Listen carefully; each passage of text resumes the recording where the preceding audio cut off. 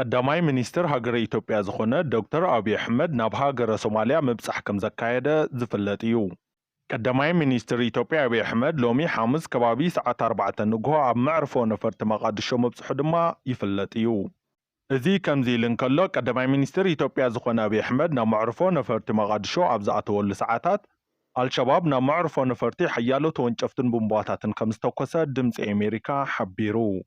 መንግስቲ ኢትዮጵያን መንግስቲ ሶማልያን ዶክተር አብይ አሕመድ ምስ ሶማሊላንድ ዝተፈላለዩ ስምምዓት ምፍጻሙ ስዒቡ ክልቲአን ሃገራት ናብ ወጥራኣተን ምንባረን ዝዝከር እዩ። ገለ ካብቲ መንግስቲ ኢትዮጵያ ምስ ሶማሊላንድ ዝፈጸምዎ ውዕሊ መንግስቲ ኢትዮጵያ ንሶማሊላንድ ከም ሃገር ኣፍልጦ ንክህባን ብኣንጻሩ ሃገረ ኢትዮጵያ ድማ ብሃርጌሳ ኣቢላ በሪ ባሕሪ ንክትረክብን ዝብል ከም ዝርከቦ ዝፍለጥ እዩ።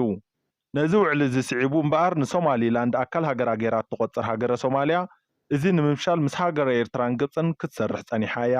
ድሕሪ ብዙሕ ናይ ቃላትን መግለጽታትን ምምላስን ምትንኳይን ግን ብፕሬዚዳንት ቱርኪ ዝኾኑ ጣይብ ኤርዶሃን ኣመሸማጋላይነት ዶክተር አብይ አሕመድ ምስ መዘነኦም ፕሬዚደንት ሓሰን ሼክ ኣሕሙድ ውዕሊ ኣንካራ ክፍርሙ ክኢሎም እዮም። ናይዚ መቐጸልታ ዋላ እኳ ውዕሊ ኣንካራ ዓንቀፍቀፍ ገጢምዎ እንተነበረ ኣብዚ ሶምን ላዕለዎት ሰበስልጣን ሃገረ ሶማልያ ኣብ ኢትዮጵያ ምብጻሕ ድሕሪ ምክያዶም ድሕሪ ብዙሕ ዓመታት ንመጀመርያ ግዜ ዶክተር አብይ አሕመድ ናብ መቃድሾ ክገይሽ ክኢሉ እዩ። ነዚ እዩ ድማ ንዶክተር አብይ አሕመድ ዘነጻጸረ ተወንጨፍትን ቦምባታትን ሰብ መዚ ኢትዮጵያ ኣብ መዕርፎ ነፈርቲ ኣብ ዝበጽሑ ሕዋን ብኣልሸባብ ኣቢሉ ዝተተኮሰሎም። እቲ ዝተተኮሰ ተወንጫፉን ቦምባን ሓያል ተሃዲድ ፈጢሩ ከም ዝነበረ ዝገለጹ ምንጭታት ድምፂ አሜሪካ ኣብ ልዕሊ ዶክተር አብይ አሕመድ ይኹን ካልኦት ሰብ መዚ ኢትዮጵያ ግን ዝተገለጸ ዝበጽሐ ሓደጋ ከም ዘየለ ኣብሪሆም። ቀዳማይ ሚኒስትር ሃገረ ኢትዮጵያ ዶክተር አብይ አሕመድ ኣብ መዕርፎ ነፈርቲ ኣየር መቃድሾ ምስ በጽሑ ዝተፈጠረ ድምፂ እቶም ተወንጨፍትን ቦምባታትን ስዒቡ ብዘይ ስሩዕ ኣቀባብላ ናብ ቤተ መንግስቲ ከም ዝኸዱ እውን ተገሊጹ። ድሕሪ ናይ 4 ሰዓታት ጻንሕትን ምርኻብ ምስ ላዕለዎት ሰብ መዝን እታ ሃገር ድማ ናብ ሃገረ ኢትዮጵያ ኣዲስ ኣበባ ከም ዝተመለሱ ተሓቢሩ። ቀዳማይ ሚኒስትር ኢትዮጵያ ዝኾኑ አብይ አሕመድ ምስ ሶማላዊ መዘንኡ ፕሬዚደንት ሓሰን ሼክ መሕሙድ ድሕሪ ዝገበሮ ርክብ ክልቲአን ሃገራት ኣብ ጸጥታን ካሊእ ንግዳዊ ሽርክነትን ኣበርቲዐን ብሓባር ንክሰርሓ ከም ዝተስማዕምዓ ተገሊጹ። እቲ ብእንግሊዝኛ ተጻሒፉ ፊርማ ቀዳማይ ሚኒስትር ዶክተር አብይ አሕመድን መዘንኡ ፕሬዚዳንት ሃገረ ሶማልያ ሓሰን ሼክ ኣሕሙድን ዝዓረፎ ስምምዕ ብኣፍ መንግስቲ ኢትዮጵያ ዝኾና ሚድያታት እውን ተወዚዑ እዩ። ናይዚ መቐጸልታ እውን ቅድሚ ኣዋርሕ ኣብ ሃገረ ሶማልያ ዝነበሩ ኣባላት ዓቀብቲ ሰላም ዝኾኑ ወታደራት ኢትዮጵያ ክወፁ ጌራ እኳ እንተነበረት ሕዚ ግን ልዕሊ 2,000 ወታደራት ኢትዮጵያ ብዓቀብቲ ሰላም ኣብ ሃገረ ሶማልያ ከም ዝዋፈሩ ዝረኸብናዮ ሓበሬታ የመላኽት።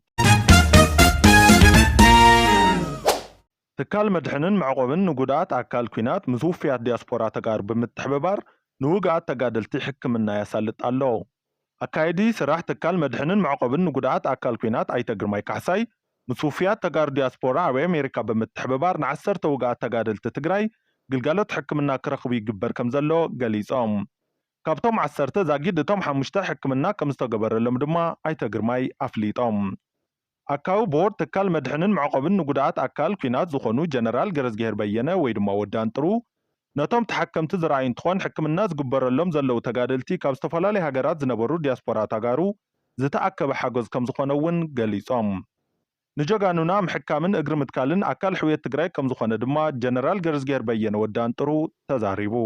እቲ ዝተዋሃበ ሓገዝ ድማ ብተኣማንነት ኣብ መውዓሉ ከም ዝውዕል ጀነራል ገረዝጌር በየነ ወዳን ጥሩ ብምግላጽ ነቶም ጀጋኑ መሕከሚ ዝሓገዙ ድማ ኣመስጊኖም።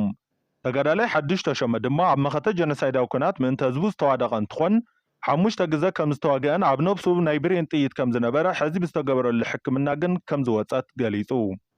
ተጋዳላይ ሓድሽ ተሾመ ዝተገበረሉ ሕክምና ብምምስጋን ንካልኦት ዕድል ዘይረኸቡ ብፆት እውን ከምዚ ዓይነት ዕድል ክወሃቦም ፃውዒት ኣቕሪቡ። ኣብ ሻሎም ሆስፒታል ናይ ዓፅሚ ስፔሻሊስት ዝኾኑ ዶክተር ገረዝጌር ማህፁን ስብራት ዓፅሚ ምፅጋን ዓፅሚ ጎደሎ ዝነበሮም ምፅጋን ዝተጣመመ እግርን ኢድን ጅማውት ምስትኽኻል ከምኡውን ስኮጆ ምውፃእ ስራሕቲ ከም ዝተሰርሐሎም ገሊፆም። ትካል መድሕን መዕቆብን ንጉዳት ኣካል ኩናት ብ2015 ዓ.ም ተጣይሹ ዛጊድ ልዕሊ 1300 ተጋደልቲ ከም ዝሓከመ ድማ ንምፍላጥ ተኻኢሉ እዩ። ኣካዊ ቦርድ ትካል መድሕንን መዕቆብን ጉዳት ኩናት ዝኾኑ ጀነራል ገረዝጌር በየነ ወይ ከዓ ወዳን ጥሩ ምስ ተጋደልቲ ኣብ ዝተረኸብሉ እዋን ነቶም ተጋደልቲ ውግኣት ኩናት እቲ ሕዚ ዘሎ ውጥጥ ኣይምልከቶምን ክብሉ መልእኽቲ ኣመሓላሊፎም። ኣብ ሕማም ጸላም ከብዲ ጠሚቱ ዝተኻየደ መጽናዕቲ መሰረት ብምግባር ስራሕቲ ምክልኻል እቲ ሕማም ክካየድ ምዃኑ ተገሊጹ። እዚ ዝተገለጸ ዝተዋደደ ውፅኢት ዓውደ መጽናዕቲ ሕማም ዕፅዋ ሰራዊት ጸላም ከብዲ ኣብ ዞባ ሰሜን ምዕራብ ትግራይ ኣብ ዝቐረበሉ ዋዕላ እዩ። እቲ ሕማም ዝርግሑን እናወሰኸ ሓደ ጥዕና ሕብረተሰብ እናኾነ ይመጽእ ከም ዘሎ ዘመላኸተ መጽናዕቲ ዝቐረበ ኮይኑ ቀታሊ ሕማም ምዃኑን ኣብ ምክልኻል ምስራሕ ከም ዝግባእን እውን ተመላኺቱ።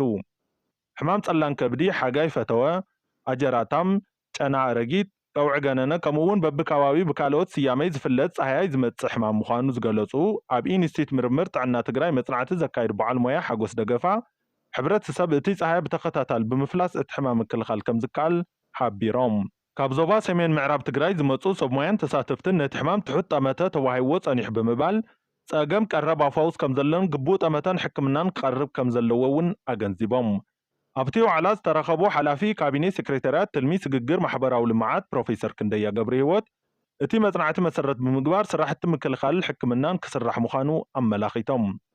ሕብረተሰብ ኣብ ሕማም ጸላም ከብዲ ናይ ኣመለኻኽታ ለውጢ ከምጽእ ስራሕቲ ምዕባይ ግንዛበ ክስራሕ ከም ዝግባእ ዝገለጹ ሓላፊ ቢሮ ጥዕና ትግራይ ዶክተር ኣማንኤል ሃይለ ብወገኖም ኣብ ምፍላስ እቲ ጸሃያይ ምስ ቢሮ ሕርሻን ሃብቲ ተፈጥሮን ትግራይ ብምውዳድ ክስራሕ ምዃኑ ኣመላኺቶም። ዋና ዳይሬክተር ኢንስቲትዩት ምርምር ጥዕና ትግራይ ዶክተር ሓየሎም ካሕሳይ ብወገኖም እቲ መጽናዕቲ ብተኸታታሊ ክመሓየሽ ክስራሕ ምዃኑ እውን ኣብሪሆም።